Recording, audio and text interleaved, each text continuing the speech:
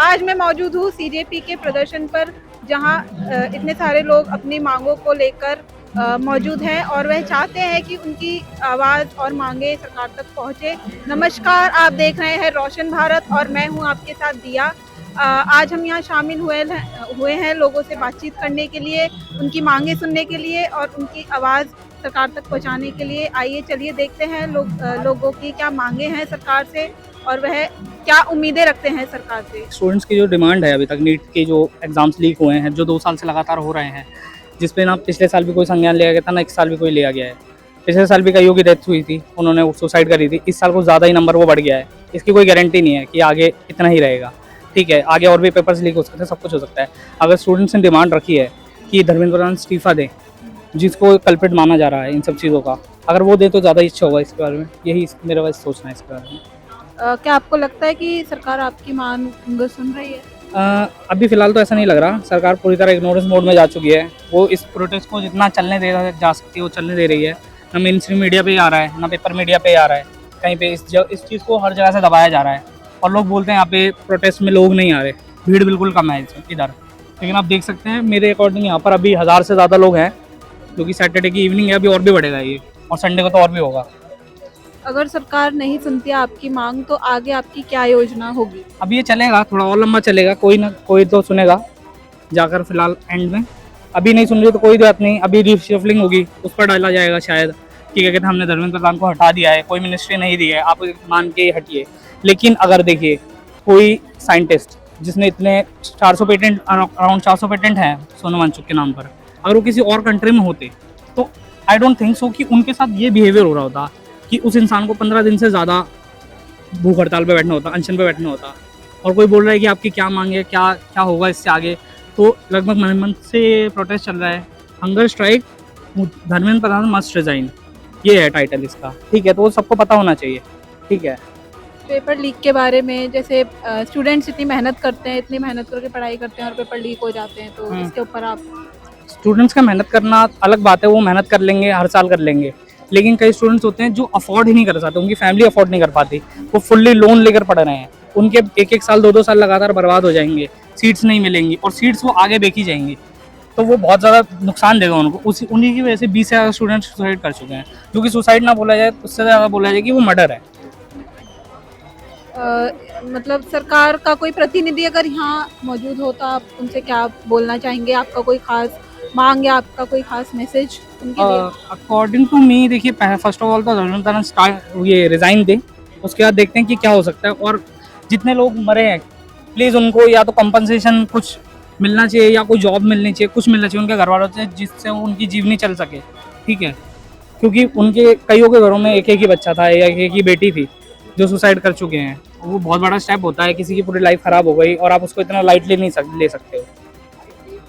लगता है आपको कि ये जो प्रदर्शन चल रहा है ये शांतिपूर्ण है पूरी तरह से? अभी तो शांतिपूर्ण है पूरी तरह से। 21 तारीख को भी शांतिपूर्ण रहेगा, 20 तारीख को जब ये संसद मार्च होगा। अच्छा, आप ये बताइए कि 20 तारीख का जो प्रोटेस्ट होने वाला है उसके लिए आप क्या बोलना चाहेंगे? उसके लिए कोई खास? देखिए वो भी इसीलिए करा गया है कि अभी तक यहाँ पर इतना इग्नोरेंस चल रहा है। ठीक है, हर चीज़ का कहीं कोई मीडिया पे नहीं आ रहा, किसी भी चीज़ पे नहीं आ रहा। हम जितना भी देख पा रहे हैं सोशल मीडिया पे देख पा रहे हैं, जितने भी सोशल मीडिया हाउसेज हैं वो दिखा रहे हैं। मीडिया तो इन सब चीज़ों को इग्नोर कर रहा है। तो शायद वो अगर संसद मार्च करेंगे उस दिन 20 तारीख को, तो लोगों की थोड़ा नज़रों में ज़्यादा आए। यहाँ पे 1000 लोग हैं, उस दिन 10,000 लोग हों, 1 लाख लोग हों, तो थोड़ा ज़्यादा प्रेशर पड़ेगा गवर्नमेंट के ऊपर। आपका नाम और आप कहाँ से आए हैं?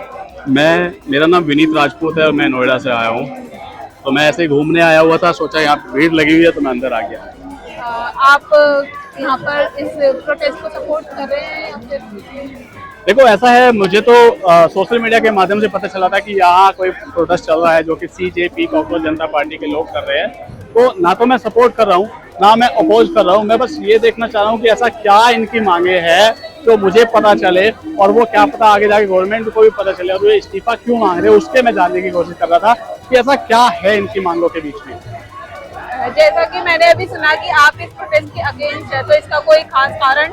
देखो ऐसा नहीं है कि मैं इस प्रोटेस्ट के अगेंस्ट हूँ, लेकिन मैं इसको सपोर्ट नहीं करता। आप अपनी मांग रखिए। आपकी मांग है कि एजुकेशन मिनिस्टर इस्तीफा दो, बिल्कुल आपकी मांग सही होनी चाहिए। आपकी मांग ये होनी चाहिए कि जो पेपर लीक है वो बंद होनी चाहिए, ये भी मांग आपकी सही है। लेकिन आप अगर इसके बीच में मोदी जी को गाली दोगे, इसके बीच में आप कहोगे कि मोदी जी 12,000 की घड़ी पहनते हैं, मैं खुद पहनता हूँ, जो घड़ी है वो 4,000 रुपए की है, तो क्या अब मैं वहां से कंपेयर करने लगूँ? 1/3 हो गया मैं यहाँ। लेकिन आपकी मांग क्या होनी चाहिए और आपकी मांग क्या हो रही है? एक्चुअली में आपकी मांग होनी चाहिए थी कि ऐसा क्या है इस प्रोटेस्ट में जो हमें यहाँ आना पड़ रहा है, ना कि धर्मेंद्र प्रधान जी अगर हमारी पहले सुन लेते, एग्जाम जो ये लीक हो रहे हैं वो बंद हो जाते, तो ये लोग आते ही नहीं यहाँ पे। इनकी कई सारी मांगे सही भी है, लेकिन आप हर चीज में आप भ्रष्टाचार की बात करते हो, आप कहते हो कि भैया बम ब्लास्ट हुआ है। सो अगर आप थोड़ा वाइड रेंज में जाओगे तो 2014 से पहले हमने ऐसा भारत देखा है जहाँ पे सड़कें नहीं हुआ करती थी। आपने भी देखा होगा तो गड्ढों में सड़कें होती थी, मतलब छोटी सी सड़क, फिर गड्ढा, फिर सड़क। आज आपकी मांग क्या है? आज आपकी मांग ये है कि ये सड़क बनी 1 घंटे में, 1 महीने में टूट गई, ये मांग आपकी है। कहां से कहां आ गए? सड़क नहीं बन रही से लेकर सड़क टूट गई। दोनों चीजें थोड़ी लगती तो सेम है, लेकिन डिफरेंस बहुत बड़ा। आज भारत में प्रतिदिन इतनी सड़कें बन रही है, मेरे हिसाब से 19-20 किलोमीटर प्रतिदिन सड़क बन रही है। पहले कहाँ बनती थी? और आज आप देखोगे तो ये हालात आ चुके हैं कि हमारे हर किसी के फोन में इंटरनेट है। क्या भाव है आज के इंटरनेट का? पहले क्या हुआ करता था? ट्रैफिक का आप देखो, आपके पास अगर आप देखोगे तो यहाँ जितने भी आप जिस भी एरिया में जा रहे हो, यातायात सुगम होते जा रहा है। हमारी सेफ्टी, मैं बात करूँ दिल्ली बम धमाका जो हुआ था, उसकी तुरंत जांच बैठाई गई और जो भी उसमें सम्मिलित था, चाहे वो जम्मू कश्मीर में पकड़ा गया, वहां पे एनकाउंटर हुआ, चाहे वो फरीदाबाद का बंदा हो जिसने वो गाड़ी बेची थी, उसका भी बहुत बुरा हाल हुआ। तो ये सच्चाई है कि सरकार काम कर रही है, अपना काम कर रही है, लेकिन अपने लोगों को वो कभी नहीं बचा रही है। कभी ऐसा हुआ है कि कोई बीजेपी का कोई बड़ा नेता हो, उसको इन्होंने एक्शन नहीं लिया? आजकल ये बोल देते हैं कि यार कुछ भी हो जाओ, ईवीएम घोटाला कर रही है। ईवीएम की फुल फॉर्म नहीं पता होगा मैडम इनको। और मैं एक चीज और बता दूं, आज आप जिस क्षेत्र पे खड़े हो, ये ऐसा क्षेत्र है जो हमेशा से ही बहुत बड़े, मतलब किसी भी अटैक के अगर कहीं होता है सबसे पहले यहीं पे होता है। आप बिल्कुल सेफली घूम रहे हैं पूरे भारत में। आज आप रात को भी सफर कर सकते हो कहीं। जहां तक आप सेफ्टी सिक्योरिटी की बात करोगे तो आपने उत्तर प्रदेश का हाल देख ही लिया होगा। यहाँ पर भी अभी थोड़ी दूरी मिंटो ब्रिज है। पहली सरकारें वहां पे क्या करती थी? रोज आती थी, कुछ करती थी और वहां पे रोज पानी भरता था जैसे बारिश हुई। अब आप देखो कितना बदलाव आ रहा है, इतना बदलाव आ रहा है कि जो लोग हमें पहले आरटीआई आया, आरटीआई पे ये हक नहीं था कि हम सवाल तो पूछ सके, और अब तो आप पूछ भी सकते हो। आज डिफेंस में आप देखोगे भारत कितना आगे चला गया। आज आप देखोगे तो ट्रेन में भारत की सबसे ऊंची चोटी पे, जम्मू कश्मीर के उस वाले पोर्टल पे भी, उस प्लेस पे भी ट्रेन पहुंच चुकी है जहां पहले हम सोच भी नहीं सकते थे कि ट्रेन पहुंचेगी नहीं पहुंचेगी। तो वो क्यों हो रहा है? जम्मू कश्मीर में इतनी सारी सुविधाएं हो रही है, पंजाब में भी ऐसा ही हो रहा है। लेकिन आप जब देखोगे तो एक इस प्रकार के मतलब आप जब अगर आपका नैरेटिव गलत जाएगा। मैंने आपसे पूछा कि नीट की फुल फॉर्म क्या है, तो वो मुझसे बोल रहे कि भैया नीट की नहीं, आप कुछ और बताओ। एम्स की फुल फॉर्म पूछी, वो नहीं पता है। एजुकेशन मिनिस्टर कौन है, कितना बजट है, सबसे लंबा कौन एजुकेशन मिनिस्टर था, वो नहीं पता। तो मैडम इन लोगों का तो ऐसा ही मुझे लगा है। जहां तक ये बात है, ये शिक्षा का अभाव जिसके बारे में यहाँ पे आए, इनको खुद को शिक्षा का अभाव है। और ये जो जितनी फोर्स हमारी बैठी है, वो सब फोर्स इसीलिए बैठी है कि कहीं कोई आके इनके इस प्रोटेस्ट से सहमत ना होके। इस प्रोटेस्ट से सहमत ना होने का मतलब असहमति नहीं होती। जब हम वाद विवाद करते हैं तो वाद विवाद में एक सबसे बड़ा विषय आ जाता है कि हम और आप किस मुद्दे पर मतलब एक सहमत है और किस पे असहमति है। जहां पे हम सहमत है वो साइड में हो गया, असहमति पे हमें किसी के प्रति उग्र नहीं होना चाहिए। और जहां तक मैं बात करूं मैडम, आज हम जिस क्षेत्र में खड़े हो, जिस सरकार के अंदर में ये काम कर रहा है पूरा क्षेत्र, या पूरे भारत की बात करूं, भारत पहले कैसा था?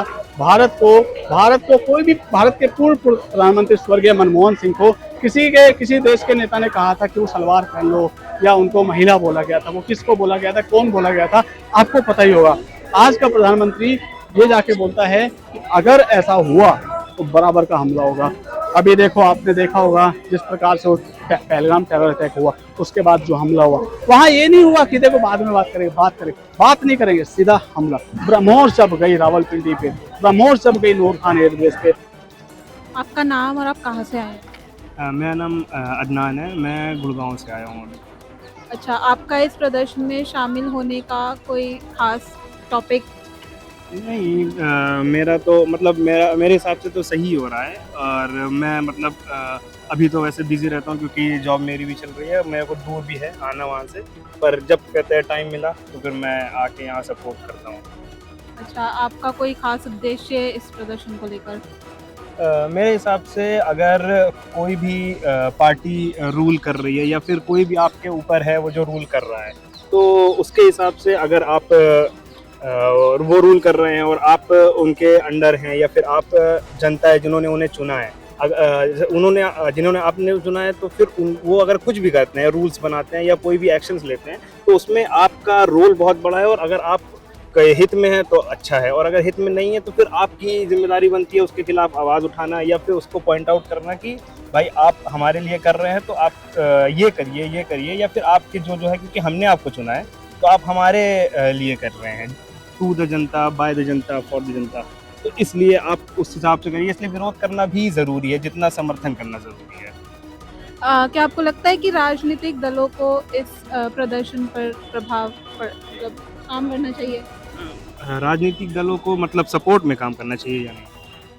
राजनीतिक दलों को वैसे तो अगर देखा जाए तो सपोर्ट तो करना ही चाहिए, क्योंकि अगर आप किसी भी कहते हैं इंसान के खिलाफ वो कर रहे हो तो एक अलग बात है, पर आप एक पूरे गवर्नमेंट, एक हमारे सबसे बड़ी इंडिया की सबसे ज़्यादा पॉपुलेशन है पूरे इंडिया में, और अगर आप उस गवर्नमेंट के खिलाफ कर रहे हैं तो कहीं ना कहीं जो इतने सारे लोग हैं जो कि उसके सपोर्ट में है या फिर खिलाफ में, कहीं ना कहीं कुछ तो ऐसा हो रहा होगा कि जो कि गलत है या फिर सही है, कुछ भी है।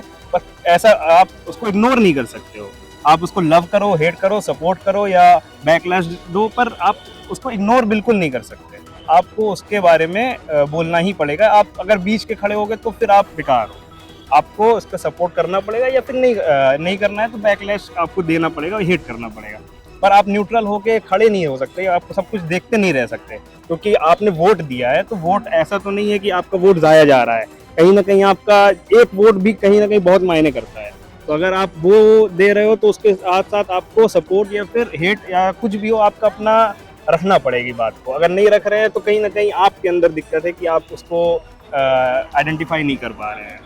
अच्छा, सरकार की तरफ से अगर यहाँ पे कोई खास प्रतिनिधिक अगर मौजूद होता तो आप उनसे क्या बोलना चाहते हैं? मेरे हिसाब से अगर कोई ऑफिशियल हमारे साथ होते हैं और अभी हमारी बातें सुन रहे होते हैं, तो मेरा तो सबसे बड़ा उनसे सवाल ये होता कि अगर इतने सारे लोग आपके हेट में हैं और इतने सारे बच्चे जो सुसाइड कर चुके हैं और इतने सारे ज़िंदगियां ख़राब हो गई हैं, साल बर्बाद हो गए लोगों के, तो आप उनको क्या जवाब देंगे? क्योंकि उनका करते धरता अगर आप एजुकेशन मिनिस्टर हैं और आप इन सब को मैनेज नहीं कर पा रहे हैं, आप इनकी ज़िंदगियां बर्बाद हो जा रही हैं, लोग मर जा रहे हैं, ख़त्म हो जा रहे हैं, सुसाइड कर ले रहे हैं, तो आप उनके लिए क्या बोलेंगे? क्योंकि लोगों को बहुत अच्छा लगता है घर से रील शेयर कर देना, यहाँ आके मैं ही इंटरव्यू दे रहा हूँ, मैं इंटरव्यू दे के चला जाऊँगा, घर सो जाऊँगा, मेरे को इतना अभी प्रभाव पड़ नहीं रहा है क्योंकि मैं उस दौर से निकल चुका हूँ। पर जो उस दौर में उसको झेल चुका है, जो उसको झेल रहा है, उसके माँ बाप हो गए, उसके परिवार वाले हो गए जो अपने बच्चे को खो दिए हैं, तो वो उनको आप क्या जवाब देंगे? उनकी तो ज़िंदगी ख़राब हो गई ना। वो बच्चों को इतने मेहनत से पाल रहे हैं, पोस रहे हैं, उनको आप वो बड़े हो रहे हैं और वो निकाल नहीं पा रहे, और आपकी खाली एक करप्शन या फिर आपके कहते नेग्लिजेंस की वजह से वो अगर सुसाइड कर ले रहा है, तो आप उनको क्या बोलेंगे जो उस दौर से गुजर रहे हैं? अच्छा, ये जो पेपर लीक हो रहे हैं, कुछ बच्चे इतने मेहनत करते हैं और कुछ के माँ बाप होते हैं जो इतना अफोर्ड नहीं कर पाते हैं, तो इतने बच्चे सुसाइड कर रहे हैं, तो इसके ऊपर आप अपनी राय? वही तो कहना चाह रहा हूँ कि आप अगर ज़िंदगी बर्बाद हो रही हैं तो उसका अकाउंटेबिलिटी लेनी ज़रूरी है, क्योंकि आप देश चला रहे हैं। आप कोई गाड़ी के मालिक नहीं है कि अगर टैक्सी में से कोई उतर भी जा रहा है तो मुझे कोई दिक्कत नहीं है, मैं अपना देख लूँगा। अब पूरा देश चला रहे हैं, पूरे देश के शिक्षा मंत्री हैं आप, तो आपको अकाउंटेबिलिटी लेनी पड़ेगी। आप या तो फिर सामने आके बात रखिए, पूछिए। अगर आप लिखित में आप वो नहीं दे पा रहे हैं, आप रेजिग्नेशन नहीं दे पा रहे, रिज़ाइन नहीं कर पा रहे हैं, तो फिर आप आके यहाँ बात करिए, आप लोगों से पूछिए, लोगों को बताइए कि ऐसा क्यों हो रहा है और कैसे सही होगा। पर उसका भी कोई वो नहीं है, तो ये तो फिर मतलब आपकी ही गलती है। और लोग अगर खड़े हो रहे हैं तो ये उनके साहस की दाद देनी पड़ेगी कि लोग अब खड़े हो रहे हैं। मतलब ऐसा नहीं है कि अब इतनी गर्मी है, इतनी गर्मी में भी लोग चाहे अपने घर में बैठे हैं वो करे, पर लोग गर्मी में भी आके जैसे तैसे रुक रहे हैं, रात भर सो रहे हैं, जैसे तैसे, मच्छर है, गर्मी है, कुछ भी है, पर लोग खड़े हो रहे हैं तो वो उनकी दाद देनी पड़ेगी साथ। सरकार पर इस प्रदर्शन के रहते कोई सकारात्मक प्रभाव पड़ रहा है, लगता है आपको ऐसा देख के? कहीं ना कहीं प्रभाव तो पड़ ही रहा है, क्योंकि अगर नहीं पड़ रहा होता तो इतना वो भी नहीं होता, पर धीरे धीरे ही होता है। अगर ऐसा आप सोचे कि मैं आज खड़ा हुआ हूँ और कल सही हो जाएगा, तो ऐसा तो नहीं होने वाला है। ऐसा है कि धीरे धीरे ही होगा, रिवॉल्यूशन धीरे धीरे आता है। अब आज़ादी भी मिली थी तो ऐसा नहीं था कि गांधी जी एक दिन सो के उठे और सुबह सुबह बोले मुझे आज़ादी चाहिए और शाम तक में मिल गई। शुरू से बहुत पुराने से शुरू हुआ, धीरे धीरे करके। तो गलतियां ऐसा नहीं है कि अभी हम भी करते हैं, ये भी करेंगे धीरे धीरे। पर अगर हमें अपने सरकार के खिलाफ खड़े होके इतना पापड़ बेल के अगर अपने लिए अच्छा कराना पड़ रहा है, तो कहीं ना कहीं ये सरकार कहीं ना कहीं फेलियर की तरफ जा रही है। हम तो यहाँ पर आने के लिए सबको इनवाइट करते हैं, सरकार का प्रतिनिधि भी आए, और जो यहाँ स्टूडेंट्स की आवाज़ को सुन रहा है वो हर इंसान आए। हम तो कहते हैं कि नरेंद्र मोदी जी, आपके सामने हाथ जोड़ करके हम विनती करते हैं, कृपया करके आप शिक्षा के लिए तो एटलीस्ट हमारी आवाज़ सुन लीजिए। अच्छा, आप उन लोगों के लिए क्या कहना चाहेंगे जो इस प्रोटेस्ट के अगेंस्ट है? क्योंकि हमने जहाँ तक सुना है कि यहाँ पे तो सब सपोर्ट नहीं है, बट इस प्रोटेस्ट के जो अगेंस्ट है उनके लिए कुछ आप कहना चाहेंगे? हम उन सबको दावत देना चाहेंगे, उन सबको हम इनवाइट करना चाहेंगे, भाई आओ एक बारी आप हमारे साथ बैठो, हमारी चीज़ों को समझो। हम आखिर कह क्या रहे हैं? हम तो सिर्फ शिक्षा की बात कर रहे हैं। शिक्षा की बात करना क्या गलत है? शिक्षा अच्छी शिक्षा मांगना क्या हमारा हक नहीं है? हम देशवासी हैं और हर इंसान की एक बेसिक नीड है शिक्षा, तो शिक्षा तो हमें अच्छी प्रोवाइड करा दीजिए। चलिए ठीक है, हम हट जाते हैं। अगर आपको हम देशद्रोही लग रहे हैं, हम आपको असामाजिकता लग रहे हैं, हम हट जाते हैं। शिक्षा के लिए आप ही बैठ जाइए, हो सकता है आप ही की आवाज़ सुन ले। हम तो गांधीवाद पर चलने वाले लोग हैं और हम तो संविधान के दायरे में बात रखने वाले लोग हैं। देखिए, तभी 20 तारीख से पिछले 6 जून से आज तक देख लीजिए, सब यहीं बैठे हैं, यहीं बैठ करके शांति से हम अपनी बात रख रहे हैं। अच्छा, ये जो पेपर लीक हो रहे हैं और जो बच्चे इतनी मेहनत करते हैं, और कुछ बच्चे होते हैं जो अफोर्ड भी नहीं कर सकते हैं पढ़ाई, और पेपर लीक का ये इस उद्देश्य पे आप मेन मुद्दा तो वही है, जो अफोर्ड नहीं कर पाते हैं। जो अफोर्ड कर लेते हैं तो आप देख लीजिए ना, वो कहाँ पर हैं? वो विदेश में होते हैं, उनकी शिक्षा विदेशों से होती है, जो अफोर्ड कर पाते हैं। और जो विदेश नहीं जा पाते वो यहाँ प्राइवेट स्कूल 5 स्टार से अच्छे बने हुए हैं। पैसा दे करके, डोनेशन दे करके किसी भी अच्छे कॉलेज में आप चले जाओ। लेकिन मोदी जी भी ये चीज भली बात ही जानते हैं कि 80 करोड़ लोगों को राशन मोदी जी प्रोवाइड करा रहे हैं। अब जब देखिए, जब 80 करोड़ लोगों को मोदी जी राशन प्रोवाइड करा रहे हैं, तो फिर शिक्षा बेचारे वो कहाँ पैसों से खरीद कर ले सकते हैं? शिक्षा के लिए वो कहाँ से खर्च कर सकते हैं? जो इंसान अपना पेट नहीं पाल पा रहा है, मतलब जो अनाज भी आपसे ले रहा है, तो वो शिक्षा के लिए कहाँ से खर्च कर पाएगा? तो मेन मोटिव जो है वो शिक्षा जो प्रोवाइड करानी है वो उन्हीं के लिए तो है, उन्हीं के लिए लगे हुए हैं जिनको रोज खाना है, रोज कमाना है। और मतलब वही एक कहावत है, रोज कुआं खोदना है, रोज पानी पीना है। तो सरकार पर कोई सकारात्मक प्रभाव पड़ रहा है इस प्रदर्शन से? देखिए, यहाँ पर अराउंड 32% से हंगर स्ट्राइक पर है। हमारे इंडिया के जाने माने वैज्ञानिक सोनम वांगचुक जी हैं। हर दिन कोई ना कोई स्टूडेंट की तबीयत खराब होती है, कोई ना कोई स्टूडेंट बदहाल होता है, उसकी सेहत ही खराब होती जा रही है। आजकल 1 जा रहा है, 2 जा रहा है, 3 जा रहा है, ठीक है, लेके चले जाते हैं। हमारे प्रशासन भी बहुत अच्छा सपोर्ट कर रहा है यहाँ पर कि उनको जल्द से जल्द वो हॉस्पिटल ले जाते हैं ताकि कोई मृत्यु ना हो पाए। देखिए जी, जैसे जैसे यहाँ पर हैं लोग हंगर स्ट्राइक पर हैं, चीजें खराब होती जाएंगी, हालत बिगड़ती जाएगी। किसी ना किसी दिन तो तरस आएगा हमारे मोदी जी को, क्योंकि आखिरकार है तो वो भी इसी देश के, हम भी इसी देश के, कभी तो तरस आएगा हम पर। राजनीतिक दलों को इस पर काम करना चाहिए। राजनीतिक दलों को जरूर काम करना चाहिए। मैं तो कहता हूँ राहुल गांधी जी को भी आ जाना चाहिए, राहुल गांधी को समर्थन करना चाहिए। फिर देखिए, लोग, आपकी जो फैन फॉलोइंग है ना, कितनी और डबल हो जाने वाली, लोगों के मन में आपके प्रति कितनी इज्जत आ जाने वाली है। हम तो कहते हैं जितने भी कांग्रेस से हो, बीजेपी से हो, आम आदमी पार्टी से हो, जो भी चाहता है शिक्षा बचाना, स्वास्थ्य बचाना, रोजगार बचाना, जो इन मुद्दों पर लड़ना चाहता है, तो वो यहाँ पर आकर के कॉकरोच जनता पार्टी को ज्वाइन करे। हम तो हाथ जोड़ करके रिक्वेस्ट करते हैं, अगर आपको राजनीति ही करनी है, राजनीति में देश को बांट देना है, देश के लोगों को बांट दे देना, शिक्षा खत्म कर देनी है। देखिए, शिक्षा देश का भविष्य है। अगर युवाओं को, आने वाली जनरेशन को अच्छी शिक्षा नहीं मिलेगी ना, तो हमारा सपना रह जाएगा 3 ट्रिलियन इकोनॉमी का, हमारा सपना रह जाएगा वर्ल्ड में नंबर 1 इकोनॉमी बनाने का।